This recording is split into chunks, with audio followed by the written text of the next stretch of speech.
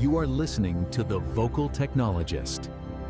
Spoken tech for your ears. Welcome everyone. Today we're wading into some really interesting currents in the tech world. We've got quite a mix. A juicy iPhone leak making waves, a truly massive AI lawsuit. Yeah, it was huge. And also how AI is sort of quietly changing the game in design and even how we might shop online. Exactly. And our job really is to sift through that noise, maybe connect a few dots that aren't obvious, and give you some insights that, go a bit deeper than just the headlines. Right. So you walk away actually understanding the why behind it all. Precisely.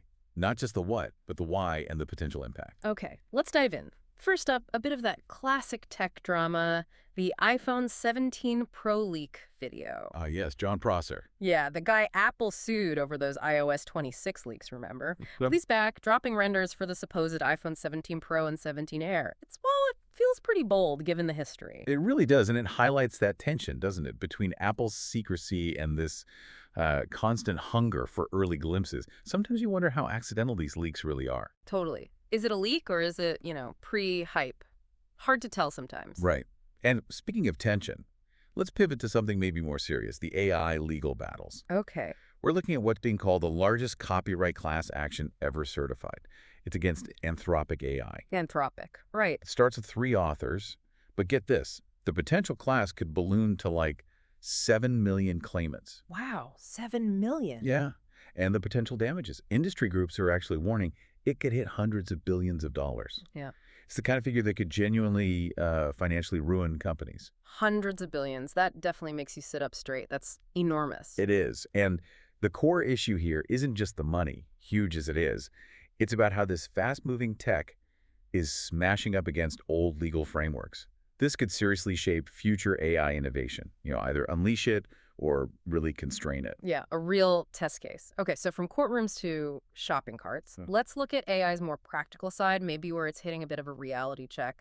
Pinterest's CEO, Bill Reddy, he came out saying agentic shopping, where AI agents just buy stuff for you. He thinks that's still a long way out. Right, the dream of the AI doing all your shopping. Exactly.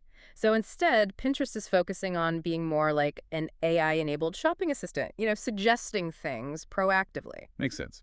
More practical for now. It does. But interestingly, even though they beat revenue forecasts, their stock actually dipped a bit.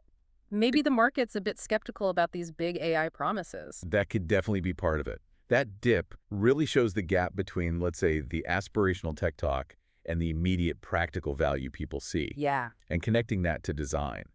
AI in design workflows is actually a great example of where we are seeing immediate value. Okay, how so? Well, the real key, the unlock for AI in design, isn't just the AI model itself. It's what are called MCP servers. MCP servers? Yeah, multi-cloud platform servers. Think of them as like centralized hubs. Figma's dev mode is a good example. These servers give the AI crucial design system context. Yeah. So like the brand's rules, colors, components, all that stuff. Exactly. All the established visual identity bits. So the AI doesn't just spit out random stuff. It generates output that's actually relevant and, crucially, on brand. Right. And this creates a really interesting flywheel effect. The AI helps refine and strengthen the design system, and then that stronger design system helps the AI generate even better, more consistent code. That makes a lot of sense. And for designers, that must feel like a huge leap forward. This idea of automating design systems using smart tools. Oh, absolutely. Platforms like Figma, Supernova, Token Studio, they're taking over tasks like token extraction. Which is basically pulling out those individual design bits, like a specific blue color code or a font size. Right, or component syncing, making sure everything's consistent, keeping documentation updated, stuff that used to be a real manual slog. Exactly. It frees designers from that tedious maintenance work, lets them focus more on the creative problem solving, which is, what they actually want to be doing. Yeah, the fun part. But there's a flip side, or maybe just a point of caution here. We need to kind of think twice before just slapping the AI label on everything. Because it's trendy. Right. Because integrating AI properly, it really changes how teams work together. It changes the user experience. It actually demands that designers, project managers too, really deepen their technical understanding to make it work well. It's not just another plugin. It's a fundamental shift. And, sometimes even the giants struggle with these shifts. Look at Microsoft. Interesting point. They often spot these big tech waves early, right? They build impressive prototypes. Think about early Bing chat, for instance. Yeah, they were early with that. But then somehow they seem to lose momentum, and competitors, like ChatGPT in that case, end up capturing the public imagination. Their current push with Copilot, trying to make it a life companion, feels like another example of them tackling that same challenge. It really does, and it makes you wonder, doesn't it? How much of our perception, even of these huge companies, is shaped by the story, the narrative, rather than just the tech itself? That's a good question. It reminds me, actually, of the old BMW logo myth. Oh, yeah. What's that? Well, lots of people think the blue and white checker pattern is a spinning airplane propeller against a blue sky. Right, I've heard that. But it's not. It actually comes directly from the blue and white pattern of the Bavarian flag, where BMW is from, the whole propeller story. BMW's own advertising department basically invented it back in the 20s and 30s. No way, really? Yeah, it's just a powerful narrative that kind of took over from the actual origin. A bit like perhaps how we talk about AI sometimes. The story can overshadow the reality. Huh. That's fascinating. So, okay, we've covered a lot today. Leaked phones, billion-dollar lawsuits, AI shifting shopping and design, even a BMW branding myth. It's a whirlwind. But the takeaway, I think, is that this landscape moves incredibly fast.